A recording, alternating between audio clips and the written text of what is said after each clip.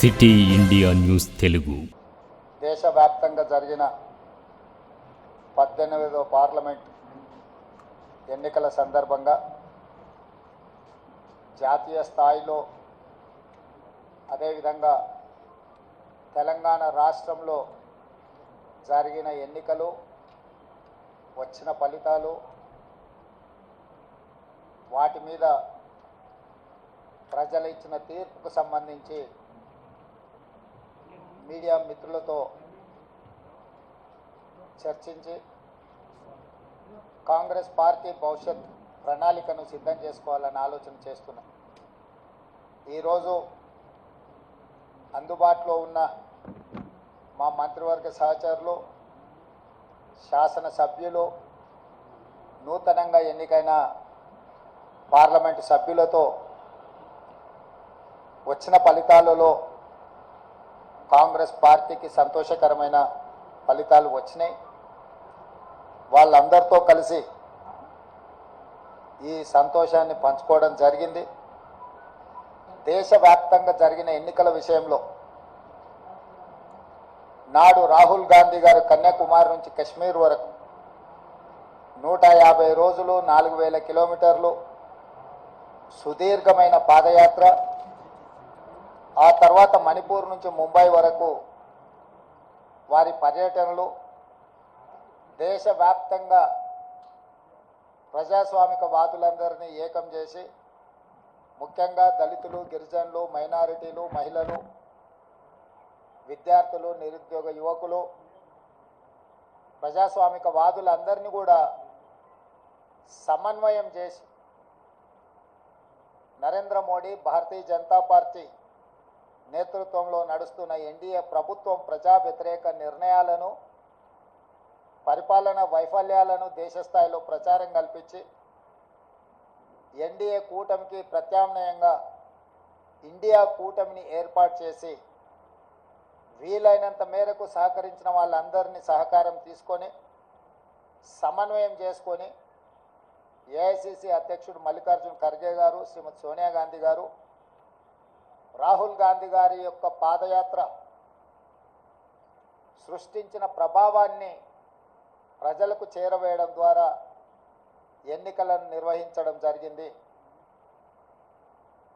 ఈ ఎన్నికలలో మొదటగా తెలంగాణ రాష్ట్రంలో జరిగిన ఎన్నికలను మనం చర్చించుకొని ఆ తర్వాత జాతీయ స్థాయి ఎన్నికల మీద మనం విశ్లేషణ చేసుకుందాం.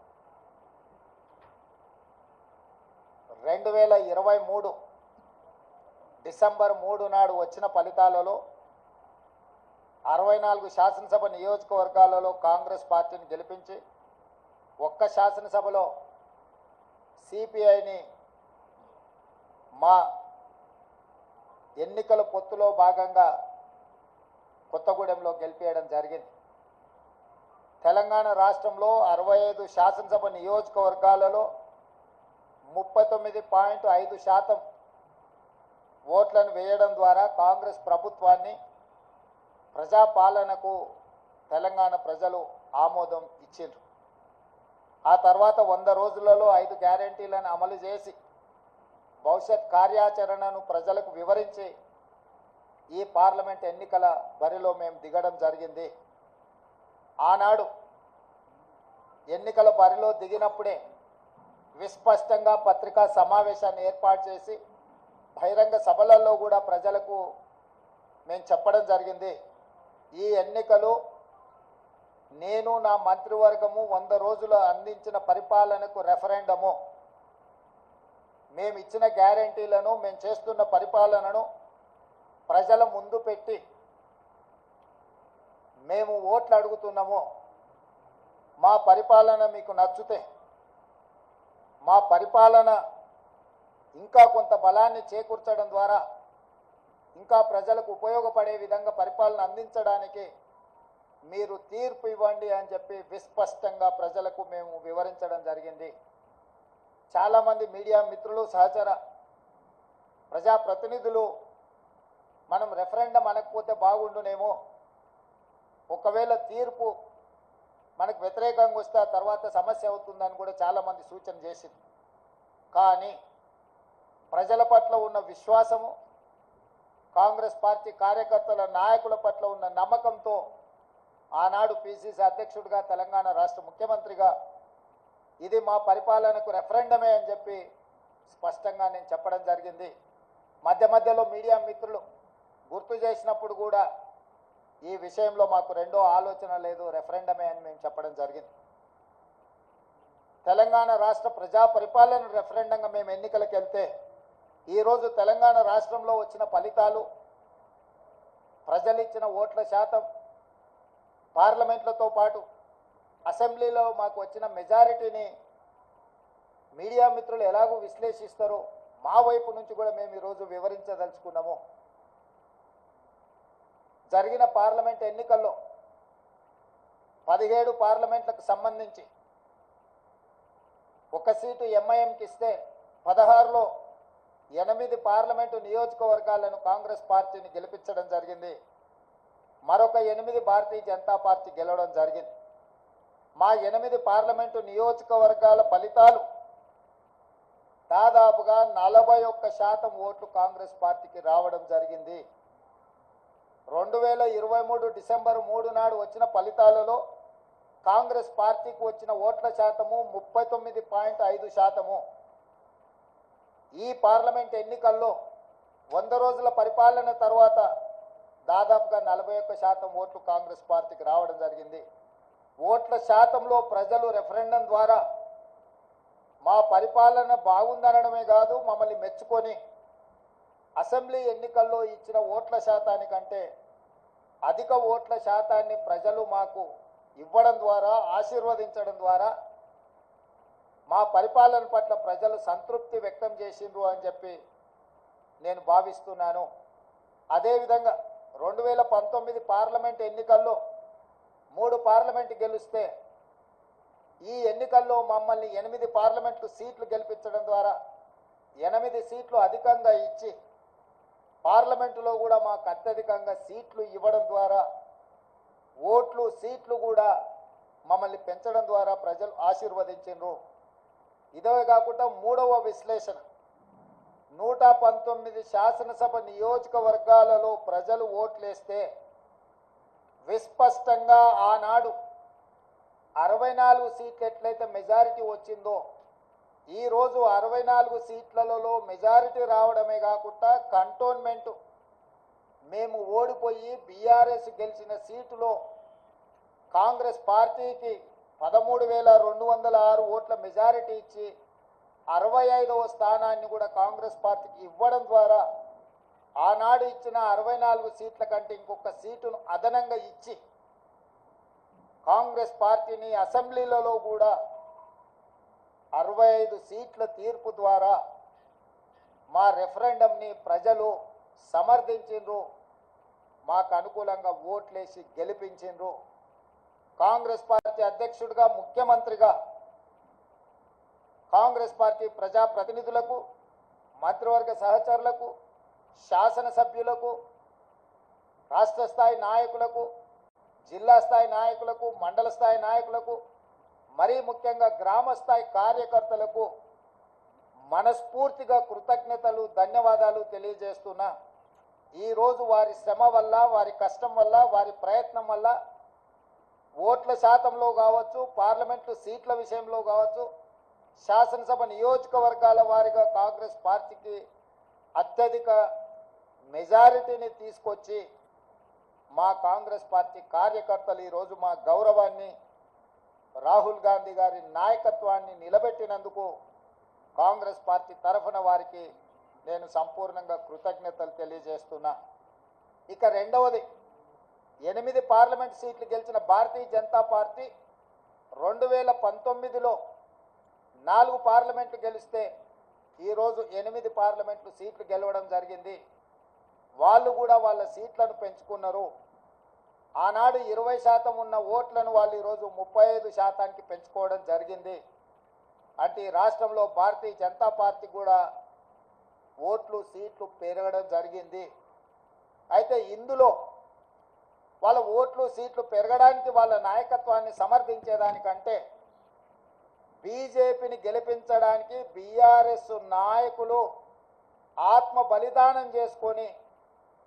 అవయవాలను త్యాగం చేసి అవయవ దానం చేసి ఈరోజు బీజేపీని గెలిపించడం జరిగింది. బీజేపీ గెలిచిన 8 పార్లమెంటు నియోజకవర్గాలలో బీఆర్ఎస్ 7 సీట్లల్లో డిపాజిట్లు కోల్పోయింది.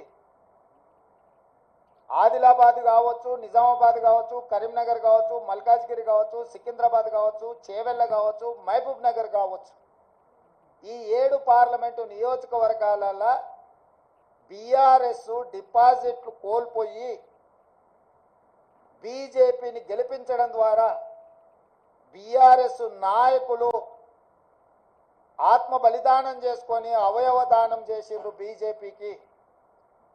ఈ విషయం నేను ఈరోజు చెప్పడం లేదు. ఎన్నికల ప్రక్రియ మొదలైనప్పుడే స్పష్టంగా పార్లమెంటు నియోజకవర్గాల వారీగా బలహీనమైన అభ్యర్థులను పెట్టి బీఆర్ఎస్ శ్రేణులను బీజేపీకి పని చేపిస్తున్నాడు చంద్రశేఖరరావు అని చెప్పి నేను స్పష్టంగా నిర్దిష్టమైన ఆరోపణ చేసిన. నేను నిర్దిష్టమైన అంశాలను ప్రస్తావించినప్పుడు బీఆర్ఎస్ నాయకులు వితండవాదం చేసిండ్రు, నా మీద వాళ్ళు మాటల దాడి చేసిండ్రు. ఇవాళ ఇంకొక విషయం, అత్యంత కీలకమైన అంశం నేను ఇప్పుడు ప్రస్తావించదలుచుకున్నా. 2001లో తెలుగుదేశం పార్టీకి రాజీనామా చేసి చంద్రశేఖరరావు గారు సిద్దిపేటలో శాసనసభ్యుడిగా పోటీ చేసినప్పటి నుంచి 2023 డిసెంబర్ వరకు సిద్దిపేట శాసనసభ నియోజకవర్గంలో ఏ రోజు కూడా 25-30 వేల మెజారిటీ నుంచి 1,25,000 మెజారిటీ వరకు ప్రతి సందర్భంలో అది చంద్రశేఖరరావు గారు కావచ్చు, లేకపోతే హరీష్ రావు గారు కావచ్చు, లేకపోతే స్థానిక సంస్థలు కావచ్చు, లేకపోతే పార్లమెంట్ ఎన్నికల్లో కావచ్చు, అత్యధిక మెజారిటీ సిద్దిపేట అసెంబ్లీ నియోజకవర్గంలో బీఆర్ఎస్ పార్టీకి వచ్చింది. కానీ ఈ పార్లమెంట్ ఎన్నికల్లో హరీష్ రావు గారు సిద్దిపేటలో పూర్తి తన ఓట్లను బీజేపీకి బదిలీ చేసిండు. ఇవాళ బీజేపీ రఘునందన్ రావు గారికి 63,000 పైచిలకు ఓట్లు వస్తే బీఆర్ఎస్కు 65,000 ఓట్లు మాత్రమే వచ్చినాయి. ఈరోజు బీఆర్ఎస్ మెజారిటీ సిద్దిపేటలో 2,500 ఓట్లు మాత్రమే. అంటే ఇప్పటి వరకు సిద్దిపేట నియోజకవర్గం మీద పూర్తి ఆధిపత్యాన్ని పట్టును ప్రదర్శించిన బీఆర్ఎస్, కేసీఆర్, హరీష్ ఇద్దరు బీఆర్ఎస్ ఓట్ల మొత్తాన్ని బీజేపీకి రఘునందన్ రావుకు బదిలీ చేయడం ద్వారా ఈరోజు మెదక్లో కాంగ్రెస్ పార్టీని ఒక బలహీన వర్గాల అభ్యర్థిని ఓడించడం జరిగింది. మాకు కేవలం సిద్దిపేటలో వచ్చిన మైనస్ వల్లనే ఈరోజు దాదాపుగా మేము మెదక్ పార్లమెంట్ సీటును ఓడిపోవడం జరిగింది. అంటే బీఆర్ఎస్ను నమ్మి నిలబడ్డ వెంకట్రామరెడ్డిని నమ్మించి మోసం చేయడమే కాకుండా కాంగ్రెస్ పార్టీని ఓడించాలా, కాంగ్రెస్ పార్టీ అంటేనే ఏవగింపు లేకపోతే కోపము ప్రదర్శించి ఆత్మ బలిదానం చేసుకొని అవయవ మార్పిడికి పాల్పడి ఈరోజు బీజేపీని గెలిపించారు. 7 పార్లమెంట్లలో ఆనాడు 37.5% ఓట్లు తెచ్చుకున్న బీఆర్ఎస్ ఈరోజు 16.5% ఓట్లకు పడిపోయింది రాష్ట్ర వ్యాప్తంగా. అంటే దాదాపుగా 22% ఓట్లు బీఆర్ఎస్ ఓట్లు బీజేపీకి బదిలీ చేసిండ్రు. 2023 శాసనసభ ఎన్నికలలో బీజేపీకి 13% ఓట్లు వచ్చినాయి. ఈ పార్లమెంట్ ఎన్నికల్లో 35.5% ఓట్లు వచ్చినాయి. సరిగ్గా బీజేపీ ఓట్లు 22.5% పెరిగితే బీఆర్ఎస్ ఓట్లు 37.5% నుంచి 16.5%కి పడిపోయినాయి అని అంటే సరిగ్గా 21%, 22% ఓట్లు బీఆర్ఎస్ వాళ్ళు బీజేపీకి బదిలీ చేసిండ్రు. తద్వారా 8 పార్లమెంటులల్లా బీజేపీ గెలిచింది. 8 పార్లమెంట్లల్లా బీఆర్ఎస్ డిపాజిట్లు గల్లంతైనాయి. ఒక్క మెదకులో ఓడిపోయిన దాంట్లో మాత్రమే వాళ్ళకి డిపాజిట్ వచ్చింది. బీజేపీ గెలిచిన 8 సీట్లల్లా 7 సీట్లు బీఆర్ఎస్ తన ఉనికిని తన డిపాజిట్లను కోల్పోవడం ద్వారా బీజేపీని గెలిపించింది. ఈరోజు పోతూ పోతూ చస్తూ చస్తూ ఇవాళ బీజేపీని గెలిపించే ప్రయత్నం ఈ రాష్ట్రంలో బీఆర్ఎస్ చేసింది. చంద్రశేఖరరావు, హరీష్, కేటీఆర్ చేసిండ్రు. మొన్న జరిగిన శాసనసభ ఎన్నికల్లో 39 ఎమ్మెల్యే స్థానాలలో బీఆర్ఎస్ గెలవడం జరిగింది. ఈ ఎన్నికల్లో 119లో కేవలం 3 సీట్లలోనే మెజారిటీ వచ్చింది బీఆర్ఎస్. అది సిరిసిల్ల, సిద్దిపేట, గజ్వేల్. అంటే ఈ రాష్ట్రంలో బీఆర్ఎస్ నాయకుల యొక్క ఆత్మగౌరవాన్ని, బీఆర్ఎస్ యొక్క శాసనసభ్యుల ఆత్మగౌరవాన్ని బీజేపీకి కేసీఆర్, కేటీఆర్, హరీష్ రావు తాకట్టు పెట్టిండ్రు. పూర్తిగా ఓట్ల బదలాయింపు, పూర్తిగా ఎన్నికల ఫలితాలను బీజేపీకి అనుకూలంగా మార్చి ఈరోజు కేసీఆర్ కుటుంబము రాజకీయ అరాచకానికి పాల్పడ్డారు. ఇది తెలంగాణ సమాజం అంతా గమనించాలి.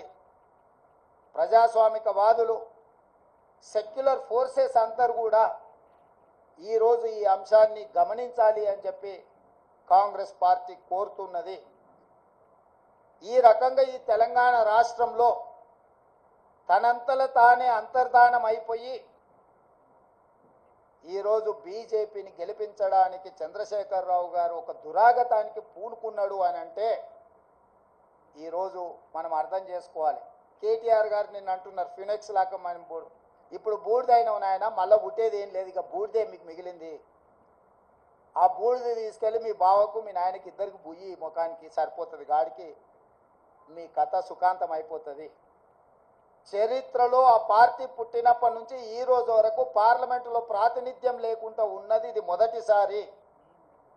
ఇంత అచేతనావస్థలో ఇంత దుర్భరమైన పరిస్థితి బీఆర్ఎస్కు దాపురించిందంటే చంద్రశేఖరరావు గారి నాయకత్వము, కేసీఆర్ కుటుంబాన్ని ఏ రకంగా తెలంగాణ సమాజం గమనిస్తుందో వాళ్ళిద్దరు ఆలోచన చెయ్యాలి.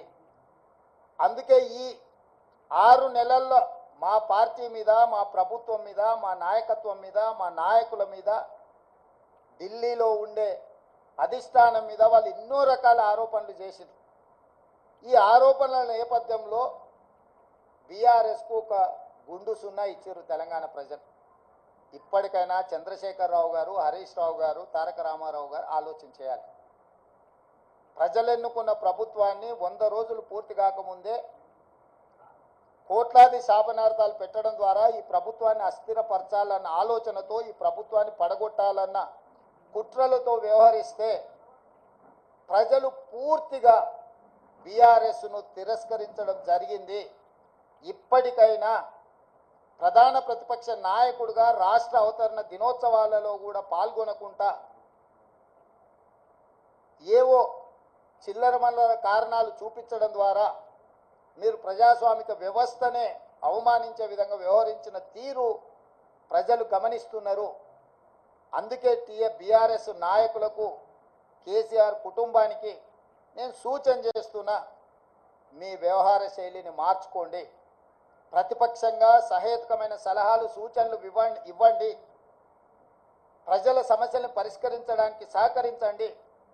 మీ కుటుంబ స్వార్థం కోసమో, మీ పార్టీ మనుగడ కోసమో, లేకపోతే మీరు అక్రమంగా సంపాదించుకున్న ఆస్తులను కాపాడుకోవడానికో మీరు చేస్తున్న ప్రయత్నాలు ప్రజలు గమనిస్తున్నారు. కాబట్టి దయచేసి చంద్రశేఖరరావు గారు ప్రధాన ప్రతిపక్ష నాయకుడిగా మీ బాధ్యతను నిర్వహించండి. హరీష్ రావు గారు, మీరు ఆత్మహత్య చేసుకోవడం ద్వారా కాంగ్రెస్ పార్టీని ఓడించినామని మీరు అనుకుంటున్నారేమో. మీరు ఆత్మాహుతి దళాలుగా మారి కాంగ్రెస్ పార్టీని దెబ్బతీయాలన్న ఆలోచన ఏదైతే చేస్తుండ్రో ఇది చివరికి మీ ఉనికి, మీ మనుగడ ఈ రాష్ట్రంలో, ఈ దేశంలో లేకుండా, చట్టసభలలో లేకుండా కనుమరుగైపోతారు, కాలగర్భంలో కలిసిపోతారు. ఇట్లాంటి కుట్రలను, కుతంత్రాలను తెలంగాణ సమాజం గమనిస్తుంది. గమనించవలసిందిగా నేను కోరుకుంటున్నాను తెలంగాణ రాజకీయాలలో. అదేవిధంగా కేంద్ర రాజకీయాల దగ్గరికి వస్తేనే కేంద్రంలో 2014లో Bharatiya Janata party election manifesto మీద 10 మంది నాయకుల ఫోటోలు పెట్టి ఓట్లు అడిగింది. 2019లో 3-4 నాయకుల ఫోటోలు పెట్టి ఓట్లు అడిగిండ్రు. భారతీయ జనతా పార్టీ విధానం మీద, భారతీయ జనతా పార్టీ సిద్ధాంతాల మీద, భారతీయ జనతా పార్టీ ఎన్నికల మేనిఫెస్టో మీద 2014-2019 ఎన్నికలు జరిగినాయి. ఒకసారి 2014లో 273 సీట్లు వచ్చినాయి, 2019లో 303 సీట్లు వచ్చినాయి. అంటే సంపూర్ణమైన మెజారిటీ భారతీయ జనతా పార్టీకి ఆనాడు దేశ ప్రజలు ఇవ్వడం జరిగింది. 2024 పార్లమెంట్ ఎన్నికల్లో పార్టీని పక్కన పెట్టిండ్రు, సమిష్టి నాయకత్వాన్ని పక్కన పెట్టిండ్రు. మోడీ గ్యారంటీ అని చెప్పి ఏక వ్యక్తి నాయకత్వంలో ఒకే ఒక వ్యక్తి, అది మోడీ గ్యారంటీ అని చెప్పి ప్రజల దగ్గరికి వెళ్ళారు. మోడీ గ్యారంటీ మీదనే మొత్తం ఎన్డీఏ కూటమి యొక్క ఎన్నికల ప్రచార సరళిని నడిపించిండ్రు. 303 సీట్లున్న ఎన్డీఏ బీజేపీ 240 సీట్లకు పడిపోయింది. అంటే మోడీ గ్యారంటీని ఈ దేశ ప్రజలు తిరస్కరించిండ్రు. మోడీ గ్యారంటీకి ఉన్న వారంటీ అయిపోయింది. ఇక మోడీ కాలం చెల్లిపోయిండు అని చెప్పి దేశ ప్రజలు తీర్పిచ్చిండ్రు. దానికి సంబంధించి ఈ ఎన్నికల్లో బీజేపీకి ఎన్డీఏకు 42.9% ఓట్లు వస్తే ఇండియా కూటమికి 41.1% ఓట్లు వచ్చినాయి. దాదాపుగా సరి సమానంగా ఓట్ల శాతం వచ్చింది. సీట్లు కూడా దాదాపుగా పోటీ పడే విధంగా రావడం జరిగింది. జాతీయ రాజకీయాలలో నా విశ్లేషణ, నా డిమాండ్ ఒక్కటే. మోడీ గ్యారంటీ మీద ఎన్నికలకు వెళ్ళిన భారతీయ జనతా పార్టీ మోడీ గ్యారంటీని ప్రజలు తిరస్కరించారు. మోడీ గ్యారంటీకి ఉన్న వారంటీ పూర్తయిపోయింది, కాలం చెల్లిపోయింది. కాబట్టి ఈ దేశ ప్రజలు మోడీ గారిని తిరస్కరించారు. తక్షణమే నరేంద్ర మోడీ గారు ప్రధానమంత్రి పదవికి రాజీనామా చేసి మళ్ళీ ప్రధానమంత్రి పదవి చేపట్టకూడదు. ఎందుకంటే ఆయన నాయకత్వాన్ని, ఆయనను చూపించే ఓట్లు అడిగినరు ప్రజలు. ఆయన నాయకత్వాన్ని, ఆయన గ్యారంటీని తిరస్కరించారు. కాబట్టి 140 కోట్ల ప్రజల యొక్క తిరస్కారానికి లోనైన నరేంద్ర మోడీ ప్రధానమంత్రి పదవి చేపట్టకూడదు. ఇది 4 కోట్ల తెలంగాణ ప్రజల తరఫున కాంగ్రెస్ పార్టీ నాయకుడిగా నేను డిమాండ్ చేస్తున్నా. సరే, ఎన్డీఏ కూటమిలో ఇంకెవరైతారు? ఎన్డీఏ కూటమికి మెజారిటీ వచ్చినప్పుడు వాళ్ళు ఏం నిర్ణయాలు తీసుకుంటారు పక్కన పెడితే, మోడీ గ్యారంటీ మీద ఏక వ్యక్తి చూపించి మీరు ఓట్లు ప్రజల దగ్గరికి వెళ్తే ఆ ఏక వ్యక్తిని ప్రజలు తిరస్కరించారు. కాబట్టి భారతీయ జనతా పార్టీ నరేంద్ర మోడీ గారిని రాజీనామా అడగాలి, రాజీనామా చేయించాలి. నరేంద్ర మోడీ గారు హుందాగా, విలువలు కలిగిన రాజకీయ నాయకుడిగా, సమాజానికి ఆదర్శంగా నిలబడే వ్యక్తిగా ప్రధానమంత్రిగా రాజీనామా చేసి హుందాగా వారు తప్పుకుంటే వారికి గౌరవం ఉంటుంది.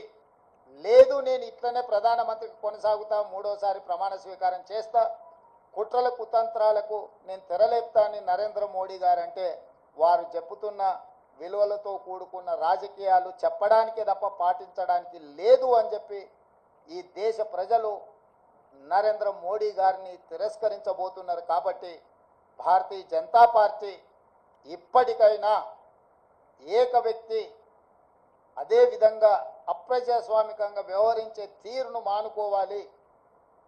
ప్రజలిచ్చిన తీర్పును భారతీయ జనతా పార్టీ గౌరవించాలి అని చెప్పి కాంగ్రెస్ పార్టీ డిమాండ్ చేస్తుంది.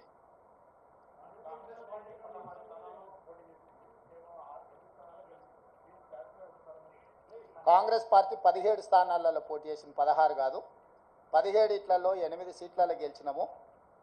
ఫలితాలు అనుకూలంగా అనుకున్న దానికంటే ఎక్కువనే వచ్చినాయి. కానీ మేము ఎంతైతే కావాలనుకుంటున్నామో, మా అభిమానులు ఎంతైతే ఫలితాలు మాకు అనుకూలంగా ఉండాలనుకున్నారో ఆ స్థాయిలో లేవు. కాబట్టి ఇప్పటి వరకు 18 గంటలే పనిచేసినాం. ఇంకా ఒక 2 గంటలు అదనంగా పనిచేసి ప్రజల్ని మెప్పించడానికి, ప్రజాపాలన అందించడానికి మేము ప్రయత్నం చేస్తాం. మల్కాజ్గిరిలో సిట్టింగ్ స్థానము ఓడిపోయినాము. అదేవిధంగా అదే మల్కాజ్గిరిలో ఉన్న కంటోన్మెంట్ శాసనసభను ఈరోజు లేని సీటును మేము గెలుచుకోవడం జరిగింది. ఇవన్నీ కూడా ప్రజా తీర్పులో భాగము. ప్రజలు ఏ తీర్పు ఇచ్చినా శిరస వహించవలసిన బాధ్యత మా మీద ఉన్నది. అవును, ఓడిపోయినా నిజమే కదా, నిజమే కదా. అవును, ముఖ్యమంత్రి రాష్ట్రానికి, జిల్లాకు కాదు. పిసిసి అధ్యక్షుడు కూడా రాష్ట్రానికి. రాష్ట్రంలో ఏ సీటు గెలిచినా ఏ సీటు ఓడినా అది నాదే బాధ్యత. ఈ పిసిసి అధ్యక్షుడిగా, రాష్ట్ర ముఖ్యమంత్రిగా రాష్ట్రం నలుమూలలో వచ్చే ఏ ఫలితాలైనా నేనే తీసుకోవాలి. ఈ విషయాన్ని మీరు హుజూరాబాద్ ఎన్నికలప్పుడు గుర్తు చేసిరు, హుజూర్ నగర్ ఎన్నికలప్పుడు గుర్తు చేసిండ్రు, నాగార్జున సాగర్ ఎన్నికలప్పుడు గుర్తు చేసిండ్రు, మునుగోడు ఎన్నికలప్పుడు కూడా గుర్తు చేసిండ్రు. ఇప్పుడు కూడా గెలుపు ఓటములు అన్నిటికీ నేనే బాధ్యుణ్ణి. ఇందులో ఓటమి ఒకరి ఖాతాలో రాసి గెలుపులు నా ఖాతాలో రాసుకునే తత్వం కానీ ఆలోచన కానీ నాకు లేదు. కాబట్టి ఇచ్చిన ఫలితాలు, వచ్చిన ఫలితాలు ఉగాది పచ్చడి లాంటివి. కొంత తీయగా ఉన్నది, కొంత చేదుగా ఉంది, కొంత పుల్లగా ఉంది. కాకపోతే ఓవరాల్గా పచ్చడి అనేది మంచిది. ఇప్పుడు వచ్చిన ఫలితాలను పిసిసి అధ్యక్షుడిగా, రాష్ట్ర ముఖ్యమంత్రిగా ఉగాది పచ్చడి లాగా నేను స్వీకరించదలుచుకున్నా.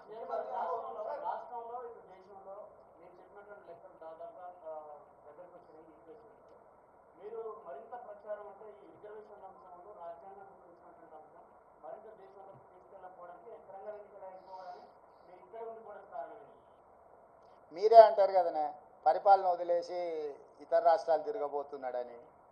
వెళ్తే మీకు ఒక బాధ, ఉంటే ఇంకొక బాధ. కాబట్టి నేను రాష్ట్రానికి పరిమితమైన నాయకుడిని.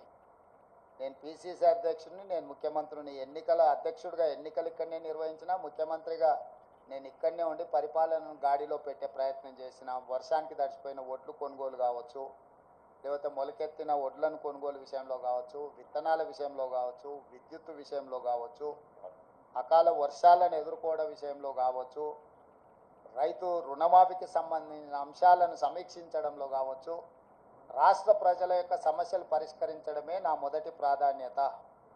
నా బాధ్యత రాష్ట్రానికి పరిమితం. రాష్ట్రంలో ఉండే సమస్యలు పరిష్కరించడం, రాష్ట్రంలో ఒక మంచి పరిపాలన అందించడమే నా బాధ్యత అనుకొని ఇక్కడికే పరిమితమైన.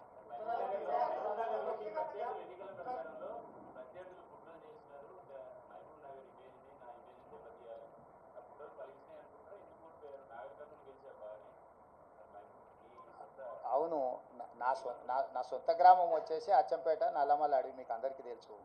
కానీ నేను ముందే చెప్తున్నా మొదటి నుంచే, మా గ్రామంలో మొత్తం ఆ పార్లమెంట్లో ఉన్న దాంట్లో ఒక బూత్లో హైయెస్ట్ మెజార్టీ మా సొంత గ్రామంలో వచ్చింది. మల్లురవి గారు ఎంత మెజారిటీ మా గ్రామంలో 1100 ఓట్లు వచ్చినాయంట. సో నేనేమంటున్నానంటే నా గ్రామము, నా ఊరు కాదు. కరెక్ట్. అందుకే సిట్టింగ్ ఎంపీ సీటున డిపాజిట్ కోల్పోయి టీఆర్ఎస్ ఓట్లు బదిలీ చేసింది. నేను చెప్పింది కుట్ర అదే. ఆ కుట్ర ఆ రోజు చెప్పినప్పుడు మీరు రేవంత్ రెడ్డి ఏదో బాధపడుతున్నాడు, రేవంత్ రెడ్డి ఏదో ముందే ఓటమిని అంగీకరించి మాట్లాడుతున్నాడని మీరే విశ్లేషణలు చెప్పారు లైవ్లలో. ఇప్పుడు నిజాం తేలింది కదా, మహబూబ్నగర్లో డిపాజిట్ పోయింది, చేవెళ్ళలో డిపాజిట్ పోయింది, సికింద్రాబాద్లో డిపాజిట్ పోయింది, మల్కాజ్గిరిలో డిపాజిట్ పోయింది, కరీంనగర్లో డిపాజిట్ పోయింది, నిజామాబాద్లో డిపాజిట్ పోయింది, ఆదిలాబాద్లో డిపాజిట్ పోయింది బీఆర్ఎస్ నాయకులకు. నేను చెప్పింది అదే కదా. వీళ్ళు పూర్తిగా ఓట్లు బదిలీ చేసి బీజేపీని గెలిపించడానికి బీఆర్ఎస్ కార్యకర్తల ఆత్మగౌరవాన్ని, నాయకులను బలిస్తున్నాడు అని చెప్పిన. ఇప్పుడు కూడా నేను విజ్ఞప్తి చేస్తున్న బీఆర్ఎస్ ఎమ్మెల్యేలకు, at the cost of your position, KCR బేరసారాలు చేసుకుంటున్నాడు బీజేపీ తోటి. ఇప్పటికైనా మీరు ఆలోచన చేసి, అదేమో అంటారు కదా, ఆత్మ ప్రబోధానుసారము మీరు నిర్ణయాలు తీసుకోండి.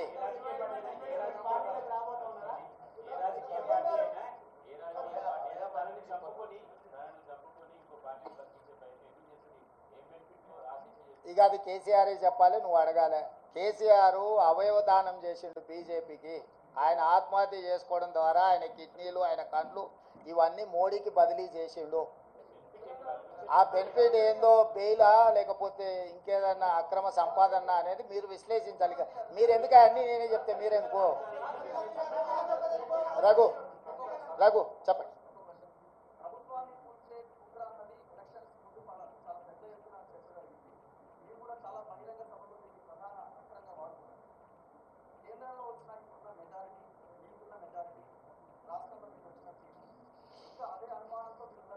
డెఫినెట్గా ఆ దిశగా కేసీఆర్ నిరంతరం ప్రయత్నం చేస్తుంటూనే ఉంటాడు. కేసీఆర్ ఉన్నంత కాలము కుట్రలు కుతంత్రాలు ఉండనే ఉంటాయి. ఎప్పటికప్పుడు తెలంగాణ ప్రజలు అప్రమత్తంగా ఉండాల్సిన అవసరం ఉంది. కేసీఆర్ రాజకీయ జూదగాడు. జూదం అనేది కేసీఆర్ మానడు. సర్వం ఒడ్డైనా జూదమే ఆడతాడు కేసీఆర్. రాజకీయ జూదగాడైన కేసీఆర్ తెలంగాణ రాష్ట్ర రాజకీయ ముఖ చిత్రంలో ఉన్నంత కాలం ఈ కుట్రలు కుతంత్రాలు కొనసాగుతూనే ఉంటాయి. అయితే మహారాష్ట్రలో ఇట్లాంటి కుట్రలు కుతంత్రాలతోని శివసేనను ఎన్సీపీని చీల్చడం ద్వారా ప్రభుత్వాన్ని ఏర్పాటు చేయడం ద్వారా నరేంద్ర మోడీ గారు ప్రభుత్వాన్ని ఏర్పాటు చేసినా అని అనుకున్నాడు. కానీ మహారాష్ట్ర ప్రజల తిరస్కారానికి గురై ఈరోజు తలెత్తుకోలేని పరిస్థితులు మహారాష్ట్రలో ఉద్భవించినాయి. కాబట్టి తెలంగాణలో నరేంద్ర మోడీ గారు బీజేపీ ఇదే రకమైన ప్రయోగం చేస్తారా చేయరా చూడాలి. నెంబర్ 1. నెంబర్ 2, ప్రపంచంలోనే అత్యంత అవినీతిపరుడు చంద్రశేఖరరావు అని ఆరోపణ చేసి ఈ దేశంలోనే కుటుంబ పార్టీ అవినీతి కుటుంబం అని ఆరోపణ చేసింది కేసీఆర్ పార్టీని, కేసీఆర్ కుటుంబాన్ని. వీళ్ళతో బీజేపీ ఎట్లా జట్టు కడుతుంది, ఎట్లా సమర్థించుకుంటారో బీజేపీ నాయకులు ఇప్పుడు ప్రజలకు వివరించాలి. వీటన్నిటి నేపథ్యంలో ఈ అన్నిటిని విశ్లేషించడానికి ఇంకా కొంత సమయం పడుతుంది.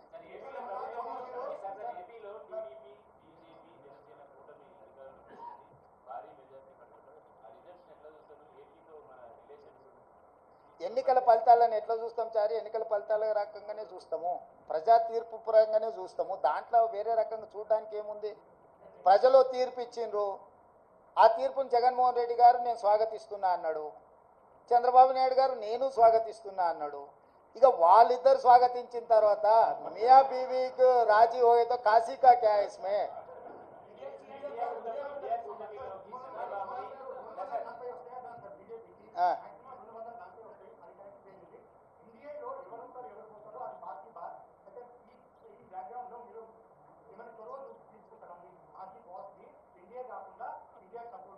నీ సూచన ఏంది రాహుల్? ఏం చేస్తే బాగుంటుంది? నీ సూచన ఏందంటూ అదే ఒకవేళ నీ సూచన మా అందరి నాయకుల ముందు పెడతా. వాళ్ళందరూ కూడా రాహుల్ సూచన బాగుందంటే ఆ విధంగానే ముందుకు పోయి ఆ రాహుల్తో మాట్లాడదాం. ఏ ప్రభుత్వమైనా ఏర్పడినప్పుడు ఆహ్వానించినప్పుడు పార్టీలో చర్చించి నిర్ణయం తీసుకుంటాం. వ్యక్తిగా నేను నిర్ణయాలు తీసుకోవడానికి ఉండదు. పార్టీ సూచనల మేరకే నేను వ్యవహరించాల్సి ఉంటుంది. ఇది సిద్ధాంతపరంగా రాజకీయ పరంగా పార్టీ తీసుకోవాల్సిన నిర్ణయము. ఏ ప్రభుత్వం ఏర్పడ్డా స్నేహపూర్వకమైన వాతావరణంలో సమస్యలు పరిష్కరించుకుంటామని నేను ముందే చెప్పిన. ఈరోజు కూడా నేను ఆ మాటకున్నా. ఆంధ్రప్రదేశ్లో ఏ ప్రభుత్వం ఏర్పడ్డా ఆ ప్రభుత్వంతో సంప్రదింపులు చేపట్టి రాష్ట్ర సమస్యల్ని శాశ్వతంగా పరిష్కరించుకుంటాము. ఉమ్మడి క్యాపిటల్ చట్టపరంగానే సమస్య పరిష్కారం అయిపోయింది. హైదరాబాద్ నగరం ఇప్పుడు తెలంగాణకు రాజధాని. అంటే ఒక కీలకమైన సమస్య ఆల్రెడీ చట్టపరంగా పరిష్కారం అయింది. మిగతా ఆస్తుల పంపకాలకు సంబంధించి నీటి పంపకాలకు సంబంధించి ఉన్న సమస్యల్ని తప్పకుండా కూర్చుంటాం, చర్చించుకుంటాం, పరిష్కరించుకుంటాం. మాకేం బేసిజాలు లేవు. రాష్ట్రం యొక్క అభివృద్ధి, రాష్ట్రం యొక్క అభ్యున్నతి కోసము ఎవరితోనైనా చర్చించడానికి మేము సిద్ధంగా ఉన్నాం, పరిష్కరించుకుంటాం. ఏం ప్రభాకర్?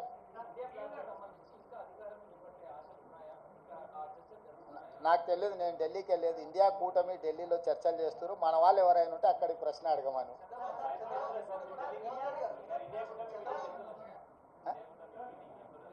ఇండియా కూటమిలో జాతీయ నాయకులు ఆ కూటమిలో ఉన్న వివిధ భాగస్వాములనే ఇప్పటికి పిలిచిండ్రు. ఇంతవరకు అయితే ఆహ్వానం రాలేదు. ఏదైనా ఢిల్లీకి సూచన చేస్తే మీరు తప్పకుండా వెళ్తారు. క్యాబేసి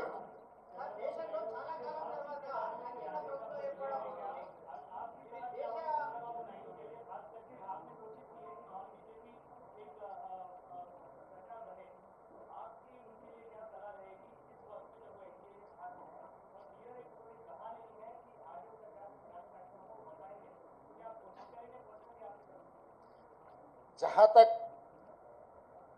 मेरा सुझाव मोदी जी को, मोदी जी का गारंटी की वारंटी खत्म हो चुकी है, इसीलिए मोदी जी तुरंत जिम्मेदारी लेकर इस्तीफा दिए तो प्रधानमंत्री कुर्सी को उनके लिए शोभा है।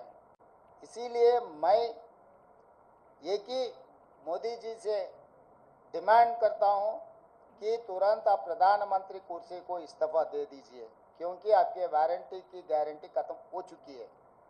और दूसरी बात रहा ये जो अलायंस के बारे में, इंडिया अलायंस या कोई आए कोई गए, ये जिम्मेदारी मेरे नहीं है। मेरे जिम्मेदारी है तेलंगाना सरकार चलाने का, तेलंगाना कांग्रेस पार्टी को चलाने का जिम्मेदारी है। मैं गैर जिम्मेदारी के काम नहीं करता हूं। जो जिम्मेदारी लोग हैं वो जिम्मेदारी लोग जिम्मेदारी निभाएंगे। वो यहाँ पर चर्चा नहीं होगी, दिल्ली में होगी। आपको कुछ भी अगर ऐसा ही कुछ संशय रहा तो मुझे पूछो, मैं दिल्ली में फिर पूछ लेके फिर वापस बोलूंगा। मैं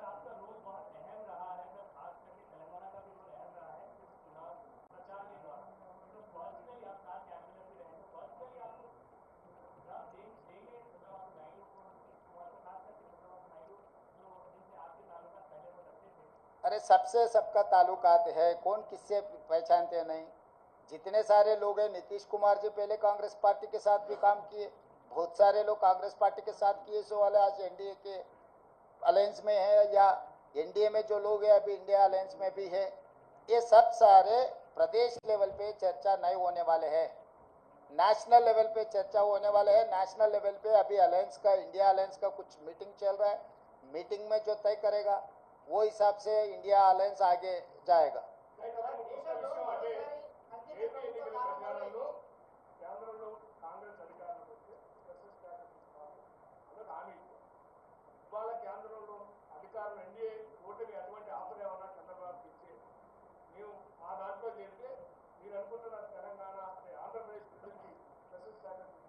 నిన్న రాహుల్ గాంధీ గారి పత్రికా సమావేశం చూస్తే మీకు అందరికి స్పష్టత వచ్చి ఉండాలి. ఆంధ్రప్రదేశ్ రాష్ట్రానికి ప్రత్యేక హోదా మా మన్మోహన్ సింగ్ గారు ఇచ్చిండ్రు. మన్మోహన్ సింగ్ గారు ఇచ్చిన మాటకు, పార్లమెంటులో చేసిన చట్టానికి కాంగ్రెస్ పార్టీ కట్టుబడి ఉన్నదని రాహుల్ గాంధీ గారు విస్పష్టంగా ఆంధ్రప్రదేశ్కు హామీ ఇవ్వడం జరిగింది. ఇది చట్టబద్ధతతో కూడుకున్న హామీ, ఎన్నికల హామీ కాదు. అది 2014లోనే రాష్ట్ర పునర్విభజన చట్టంలో నాటి ప్రధానమంత్రి మన్మోహన్ సింగ్ గారు ఆంధ్రప్రదేశ్కు ప్రత్యేక హోదా ఇస్తామని చెప్పడం జరిగింది.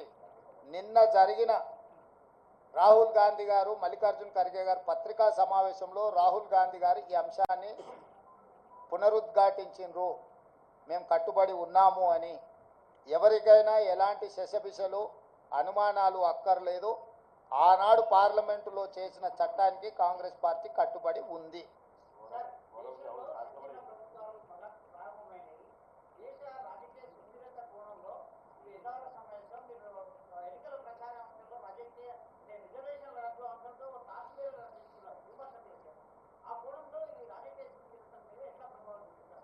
డెఫినెట్గా ఈరోజు 42% బీజేపీకి వచ్చి 41% ఇండియా కూటమికి వచ్చిందంటేనే ప్రజల ఆలోచనలో మార్పు వచ్చింది. మరీ ప్రధానంగా వారణాసి, ప్రధానమంత్రి గారు పోటీ చేసిన ఉత్తరప్రదేశ్లో సమాజ్వాదీ పార్టీకి అత్యధిక స్థానాలు వచ్చినాయి. ఈరోజు సమాజ్వాదీ పార్టీ, కాంగ్రెస్ పార్టీ దాదాపుగా 40 పైగా సీట్లను సాధించడం జరిగింది. 37 స్థానాలు సమాజ్వాదీ పార్టీకి వచ్చినాయి, 7 కాంగ్రెస్ పార్టీకి వచ్చినాయి. అంటే దాదాపుగా 42 స్థానాలు సమాజ్వాదీ పార్టీ, కాంగ్రెస్ పార్టీ ఉత్తరప్రదేశ్లో గెలవడం జరిగింది. రెండవది ఫైజాబాద్ పార్లమెంట్. ఫైజాబాద్ పార్లమెంట్ అంటే అయోధ్య రామ మందిరం ఎక్కడైతే నిర్మించిందో ఆ పార్లమెంట్లో బీజేపీ ఓటమి చెందింది. అంటే రాముడి పేరు మీద ఎన్నికల ఓట్ల యాచక వృత్తి చేపట్టడాన్ని రాముడు కూడా క్షమించలేదు. రాముడి పేరు మీద యాచక వృత్తికి పాల్పడ్డ బీజేపీని అయోధ్య మందిరం ఉన్న అయోధ్య ప్రాంతంలో ఉన్న ఫైజాబాద్ పార్లమెంట్లో బీజేపీని ఓడించడం ద్వారా భారతీయ జనతా పార్టీ నాయకులకు దేవుడు కూడా గుణపాఠం చెప్పిండు. ఈ అంశాలన్నీ కూడా మన కళ్ళ ముందే జరిగినాయి. మోడీ గ్యారంటీ మీద ప్రజలు తీర్పిచ్చిండ్రు, మోడీ గ్యారంటీని తిరస్కరించిండ్రు. రాముడి తలంబ్రాల పేరు మీద ఓట్లు కొల్లగొట్టాలని చూస్తే రామ మందిరం నిర్మించిన అయోధ్య ఉండే పార్లమెంటు నియోజకవర్గం ఫైజాబాద్లోనే బీజేపీని ఓడించడం జరిగింది, ప్రజలు తిరస్కరించడం జరిగింది. కాబట్టి దేవుడి పేరు మీద ఓట్లు పొందాలన్న దురాశ బీజేపీకి మంచిది కాదు. ఇవన్నీ కూడా ప్రజలు ఇచ్చిన తీర్పు. ఈ తీర్పును దృష్టిలో పెట్టుకొని మనం అందరం కూడా భవిష్యత్ కార్యాచరణను